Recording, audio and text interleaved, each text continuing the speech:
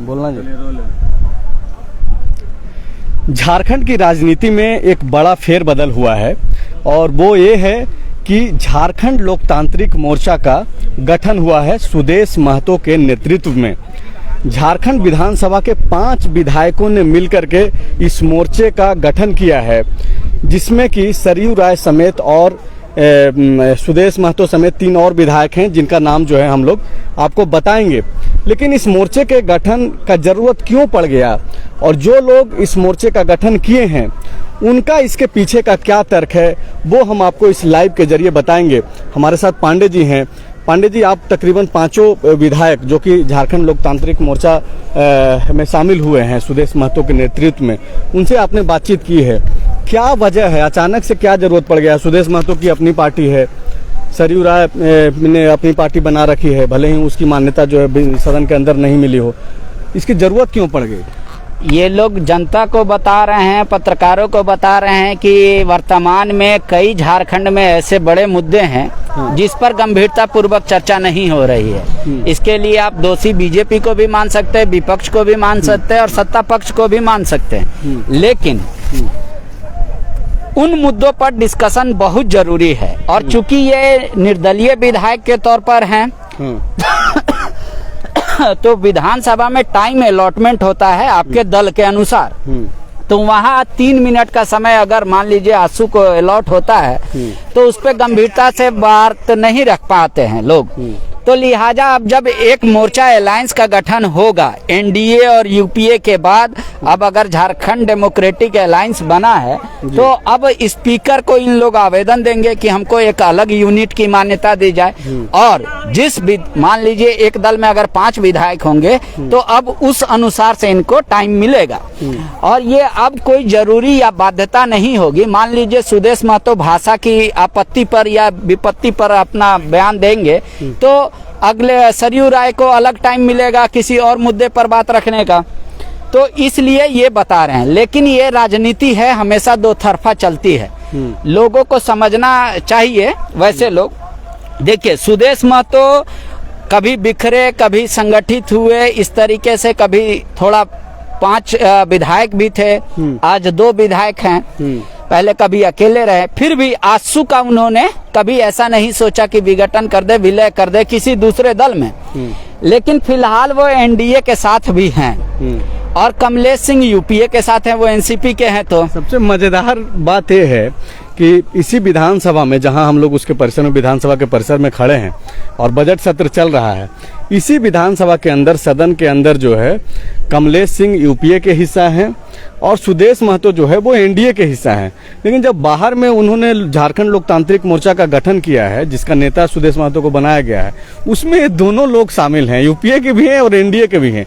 जब आप बाहर में कमलेश सिंह से बात कर रहे थे बाबा, तो आपने पूछा कि क्या आप यूपीए को जो समर्थन दिया है, आपने राजभवन में जो चिट्ठी लिखा था समर्थन का, उसको वापस लेंगे, तो उस पर उन्होंने क्या कहा? नहीं, उन्होंने स्पष्ट जवाब नहीं दिया। कहा कि फिलहाल सरकार से समर्थन हमारा जारी रहेगा क्योंकि हमारे पार्टी राष्ट्रीय स्तर पर यूपीए का हिस्सा है, लेकिन झारखंड के मुद्दों के साथ हम समझौता नहीं कर सकते। लिहाजा अब गुण दोष के आधार पर ये झारखंड डेमोक्रेटिक अलायंस सरकार को ना सिर्फ रास्ता दिखाएगी, ना ही उनको सलाह देगी, बल्कि आगे निर्णय भी लेगी। और जो निर्णय लेता है, जो काम करता है, उसकी जिम्मेदारी बन जाती है। और जिम्मेदारी जब बनता है तो लोगों को अधिकार स्वतः मिलने लगता है। तो अब ये अधिकार भी मिल जाएगा कि सरकार को बाध्य किया जा सकता है इस काम के लिए। अलग अलग लोग जाते तो हो सकता है अनसुना कर देते। लिहाजा 5 जब एक साथ हुए, G5 का पहले भी गठन हुआ था, आपको याद होगा, 5 अलग अलग निर्दलीय विधायक मंत्री बन के सरकार बनाए थे झारखंड में। उस समय G5 बिखर गया उसके बाद। लेकिन अब ये अलायंस हुआ है कि भाई आप अपने दल में भी रहिए लेकिन अलायंस के अंदर रहिए। अब ये है कि एक आदमी कितने खूंटे से बंधा रहेगा, इसका सवाल का जवाब सही तरीके से नहीं दे रहे हैं। क्या सुदेश एनडीए को पत्र लिखकर वहाँ पार्टी अध्यक्ष जेपी नड्डा को कहेंगे कि हम अपने आप को एनडीए से अलग करते हैं, या फिर एनसीपी यहाँ झारखंड में कहेगी कि नहीं, हम अपने आप को यूपीए से अलग करते हैं? वो तो भविष्य में पता चलेगा। लेकिन सबसे इंटरेस्टिंग बात ये है, समझिए, झारखंड में अगले इसी महीने जून, मतलब इसी साल में जून जुलाई में आपको राज्यसभा का चुनाव होना है। 2 सीट खाली होगा। वो होगा एक महेश पोद्दार बीजेपी के और मुख्तार अब्बास नकवी जो वो भी बीजेपी के, दोनों सीट खाली होगा। बहुमत के आधार पर एक सीट तो आसानी से बीजेपी भी ले सकती है और जेएमएम भी ले सकती है। लेकिन अब ये जब मुद्दा आएगा कि भाई किसको समर्थन करेंगे या किसको नहीं करेंगे, आपको याद होगा दीपक प्रकाश के समय अमित यादव ने भी कहा है कि हम दीपक प्रकाश हमारे गार्जियन रहे, हम उनको समर्थन करेंगे। सरयू राय ने कहा मेरे अभिन्न मित्र हैं, लिहाजा हम किस दल में है ये नहीं, उनको समर्थन किया। तो अब ये पूरा का पूरा जेडीए किसको समर्थन करेगा, उधर बहुमत का आंकड़ा काफी तेजी से 5 इंक्रीमेंट दूसरे सीट के लिए। हाँ। बाबा एक चीज तो ये किसी को भेज सकते हैं तो किसी को रोक भी सकते हैं। बिल्कुल। तो बाबा इसी पे हम आ रहे हैं। हाँ। चूंकि जब से इस मोर्चे का ऐलान हुआ और दर्शकों को हम लोग बता दें कि सुदेश महतो इसको लीड कर रहे हैं। हाँ, और झारखंड लोकतांत्रिक मोर्चा का जो सचेतक होंगे सदन के अंदर जिनको बनाया गया है वो अमित यादव हैं, बरकट्टा से जीत करके आते हैं। इनके अलावा सुदेश महतो की पार्टी के आचू के जो विधायक हैं गोमिया से लंबोदर महतो, वो भी इस मोर्चे में हैं ही। और एक कमलेश सिंह हैं जो कि एनसीपी के प्रदेश अध्यक्ष भी हैं, यहाँ पे शरद पवार की पार्टी है और वो हुसैनाबाद से यहाँ पर जो है जीत करके आए हैं, पूर्व मंत्री भी रह चुके हैं। बाबा सरयू राय जो कि इस मोर्चे में शामिल हैं, उन्होंने सुदेश महतो को नेता माना है, सचेतक के तौर पे अमित कुमार यादव को जिम्मेदारी दी गई है। लेकिन चर्चा ये चल रही है कि इस मोर्चे का गठन जो है, सरयू राय चूंकि इतनी सीधी राजनीति नहीं करते हैं वो, तो वो चूंकि मार्केट में ये चर्चा है कि रघुवर दास को हो सकता है कि राज्यसभा भेजने के लिए जो है बीजेपी कोशिश करेगी। तो क्या सरयू राय उस और सोच रहे हैं, रघुवर दास को रोकने के लिए पहल उनके द्वारा की जा रही है? नहीं, अगर देखिए जो बीजेपी का वर्तमान में संख्या बल है, अगर उसके हिसाब से देखेंगे तो ये जेडीए उनको मिलके भी 1 सीट के लिए तो नहीं रोक सकेगा। इतना है वो बीजेपी खुद में सक्षम कि उनको किसी की जरूरत नहीं पड़ेगी। राज्यसभा में बाबा आपको पता है कि झारखंड का क्या स्थिति है, किस तरीके से खेल चलता है राज्यसभा में। तो 5 विधायक जहां एकजुट है, दूसरे नंबर की सीट की लड़ाई होगी, तो आपको नहीं लगता है कि मुश्किलें खड़ा कर सकते हैं? बीजेपी पे है कि बीजेपी रघुवर दास को अगर भेजना चाहेगी तो पहले नंबर का कैंडिडेट बनाएगी, दूसरे नंबर का क्यों बनाएगी? 1 सीट तो बीजेपी भेज सकती है। तो अब तो वो तो पार्टी निर्भर करेगा। अगर मान लीजिए फर्स्ट सदस्य सबको कहेंगे कि फर्स्ट प्रायोरिटी में रघुवर दास को ही वोट देना है, अगर उनके आला कमान कह दिए, तब तो ये जेडीए का कोई उद्देश्य नहीं होगा। लेकिन अगर फिर वही ट्रिक जब रघुवर दास सीएम थे और उन्होंने लगाया था, हालांकि इस तरीके के बातों से जो जेडीए के जो लोग हैं, यानी कि झारखंड लोकतांत्रिक मोर्चा के जो लोग हैं, वो लोग ऐसी बातें नहीं स्वीकार कर रहे हैं। सुदेश महतो से जब मेरी बातचीत हुई तो उन्होंने कहा कि चूंकि सदन के अंदर हमारे विधायकों की संख्या काफी कम है, हम लोग 2 लोग ही जीत करके आए हैं, और जो निर्दलीय जीत करके आते हैं तो वो तो एक इंडिविजुअल्स अपनी उनकी पहचान है सदन के अंदर, उसी हिसाब से सीट अलॉट भी होता है और सदन के अंदर बोलने के लिए जो है समय सीमा भी तय होता है। सुदेश महतो ने कहा कि चूंकि 3 मिनट का समय हमको दिया जाता है, तो 3 मिनट में हम अपनी बातों को नहीं रख पाते हैं, जनता के जो भी सवाल हैं, कई मुद्दे हैं, उसको नहीं रख पाते हैं। ऐसे में इस मोर्चे का जो गठन है वो सिर्फ और सिर्फ जो है सदन के अंदर झारखंड की जनता के सवालों को रखने के लिए किया गया है। क्या आपको लगता है कि सिर्फ सदन के अंदर तक ही ये सीमित रहेगा? नहीं, वो तो सुदेश महतो ने भी क्लियर किया और अमित यादव ने भी कि हम सदन के अंदर फिलहाल ये स्थिति उत्पन्न कर रहे हैं कि स्पीकर को लिख के देंगे अलग आइडेंटिटी के लिए, लेकिन हम ये कोशिश करेंगे कि अगर सदन के बाहर सड़क पे भी अगर मुद्दा रहना हो तो हम 5 एकत्रित रहें और 5 मिल के किसी मुद्दे को रखें और खुद में अनुशासित हो जाएं। ये सबसे बड़ा बात है। पहले अलग अलग थे तो वेगा बॉन्ड की तरह थे, जिसको जो मन में आता था वो करता था। अब जब 5 एक दल में होंगे तो सब पे अपनी अपनी रिस्पॉन्सिबिलिटी होगी दल की, अलायंस की, तो वो कह रहे खुद को भी अनुशासित करने का ये तरीका है। लेकिन सबसे बड़ा बात ये है, हालांकि ये बहुत आगे का एडवांस का बात है, लेकिन राजनीति में कहते हैं हमेशा ऐसे ही कयास लगाए जाते। खुद कल प्रधानमंत्री ने कह दिया कि आज का रिजल्ट ये बता दिया 22 का कि 24 कौन होगा। पंडित लोग हिम्मत करें और इस बात को बोले। तो उसी तरीके से जो कांग्रेस के विधायक या जेएमएम के विधायक सरकार के मुद्दे पर कुछ अलग राय रखते हैं या उनकी कुछ अलग डिमांड है जो फिलहाल फुलफिल होती नहीं दिख रही है, क्या उनको ये प्रशिक्षण देने का है कि भैया आप साथ में भी रहिए लेकिन अलग आइडेंटिटी से रहिए?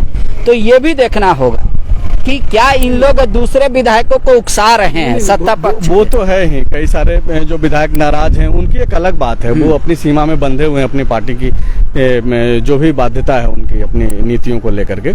लेकिन बाबा यूपी चुनाव के परिणाम के नेक्स्ट डे इस तरीके का जो है कदम इन विधायकों ने उठाया है, एक मोर्चे का ऐलान कर दिया है, जबकि झारखंड बीजेपी के लोग यह दावा भी कर रहे हैं कि यूपी चुनाव और बाकी जो 5 राज्यों में से 4 राज्य में जिस तरीके से बीजेपी को शानदार बहुमत मिली है उसका प्रभाव जो है झारखंड में देखने को मिलेगा।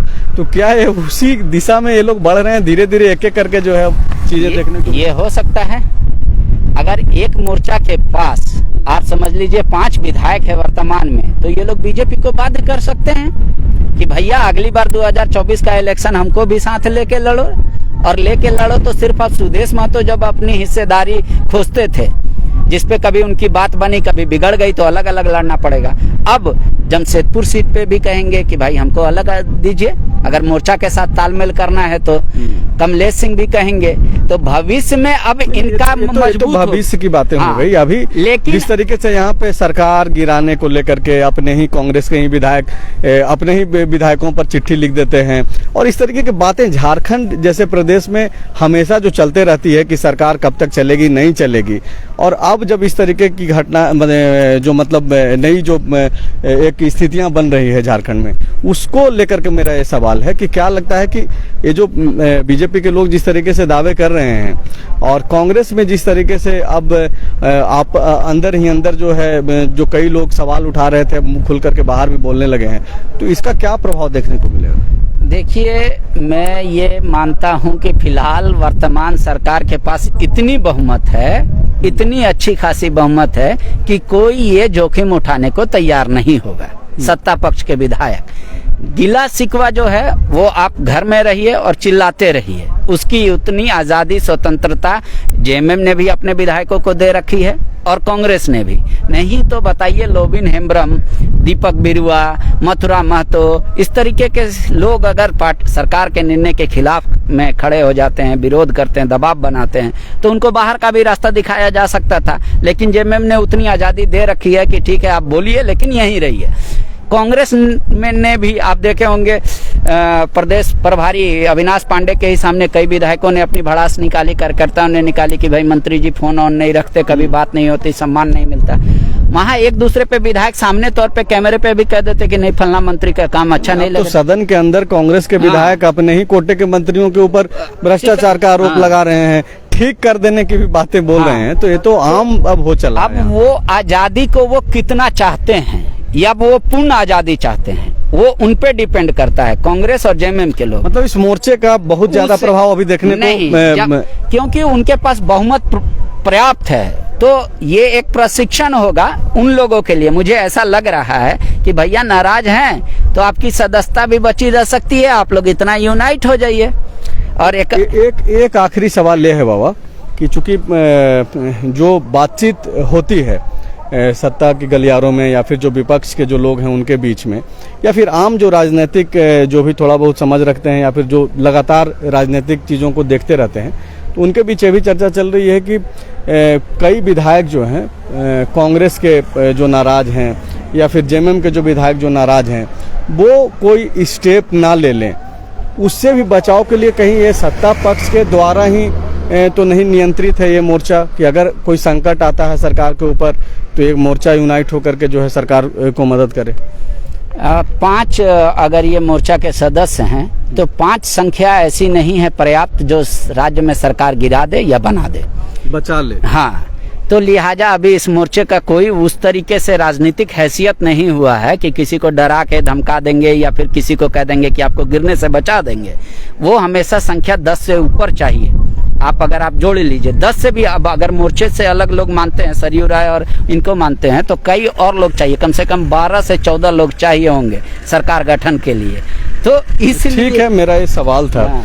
दरअसल अपने दर्शकों को हम लोग इसलिए लाइव के जरिए जो है जोड़ने का कोशिश किए थे कि झारखंड में चूंकि आप रहते हैं और झारखंड की राजनीति में इंटरेस्ट रखते हैं, तो एक बहुत बड़ा फेरबदल है ऐसे समय में जब भाषा और स्थानीयता की मांग को लेकर के राज्य भर में आंदोलन चल रहा है। सुदेश महतो जैसे नेता भी काफ़ी सक्रिय हैं और सरयू राय जब भाषा को लेकर के कुछ अपना एक अलग पक्ष रख देते हैं, तो इन चीज़ों को देखते हुए भी अगर ये लोग एकजुट होकर के एक मोर्चा बना रहे हैं, तो हम लोगों को ये लगा कि इस लाइव के जरिए जो है आपको बताना जरूरी था। हम लोगों से जुड़े रहने के लिए शुक्रिया। अगर आपको ये जानकारी अच्छी लगी और आपको लगता है कि हम लोगों का यह प्रयास सही है, तो शेयर कीजिए ताकि इसकी ये जो जानकारी है ज़्यादा से ज़्यादा लोगों तक पहुँचे।